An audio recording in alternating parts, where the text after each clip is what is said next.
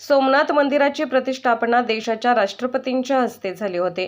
आज देशाच्या राष्ट्रपतींच्या हस्ते राम मंदिराची प्रतिष्ठापना का झाली नाही? देशाचे सर्वोच्च जे असतात ते राष्ट्रपती असतात आणि संसद लोकशाही त्याचे जे प्रमुख असतात, संविधानाचे जे प्रमुख असतात। घराणेशाहीचा जो आरोप करत आहेत, तर हो, आम्ही घराणेशाहीतलेच आहोत।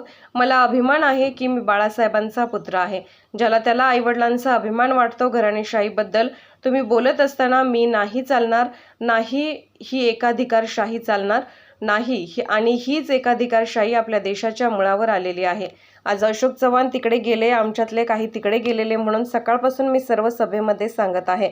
भाजपने जी घोषणा दिली आहे, काँग्रेस मुक्त भारत करणार, आम्ही सांगतो की भाजप मुक्त भारत आम्ही करणार आहे आणि तुम्ही लिहून ठेवा की एक दिवस भाजपला असं येईल की त्यांच्याकडे व्यक्ती राहणार नाहीत। भाजप फक्त जातीपातीमध्ये भांडण लावत आहेत, वाद निर्माण करत आहे। हा आदर्श आहे का? आणि ते आदर्श देऊ शकत नाही। जी शिवसेना 25-30 वर्ष तुमच्या सोबत राहिली त्याचं तुम्हाला हिंदुत्व दिसत नाही। संघ संपवण्याची भाषा करणारे नितीश कुमार तुम्हाला चालतात आणि शिवसेनेला संपवायला निघालेले तुम्ही खुर्चीसाठी सत्तेसाठी फोडाफोडी करता। नुसतं मोदी सरकारचा गाजावाजा करत आहेत। काही शेतकऱ्यांनी तर मंडपामध्येच गळफास लावून घेतला। अमरावतीमध्ये उत्पादक शेतकऱ्यांनी आत्महत्या केली। गावकऱ्यांनी सर्वांनी मिळून त्याची अंत्ययात्रा दशक्रिया विधी करायचं की आमच्या बांधवांनी आत्महत्या केली आहे।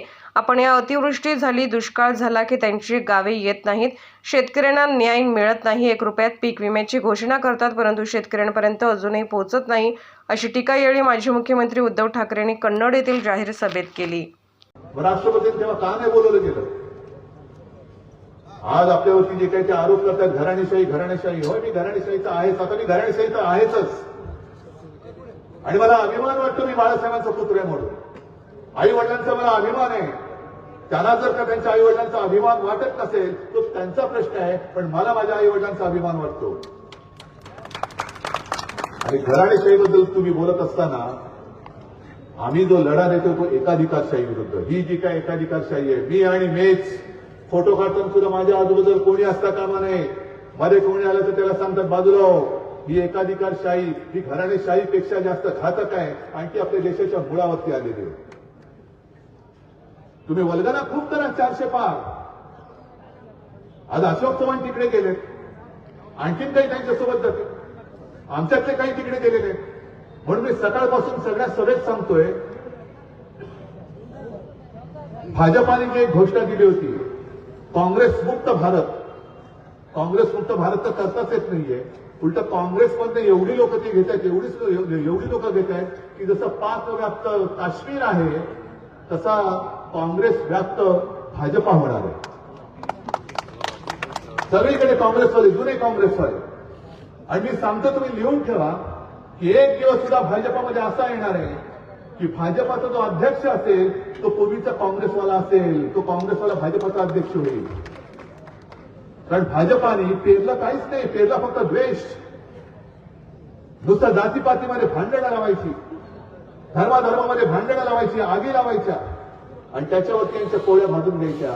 हे आणि पेरलं, दुसरे विचार कुठे पेरले? आदर्श दिलेच नाही, आदर्श देऊ शकत नाही। म्हणून अशोक चव्हाणांनी त्यांनी लिहिले की तुम्ही आदर्शवाले आहात, तुम्ही तरी आमच्यामध्ये या, म्हणजे काहीतरी आम्ही आदर्श दिला असं तरी लोकांना सांगू।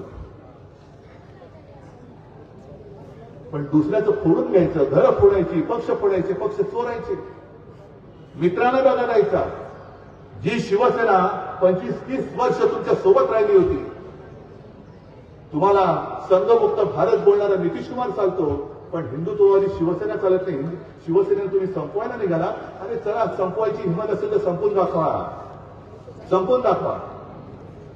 पण ही आता जी काय साठमारी चाललेली आहे खुर्चीसाठी, सत्तेसाठी, फोडाफोडी, तुमच्याकडे लक्ष कोण देणार आहे?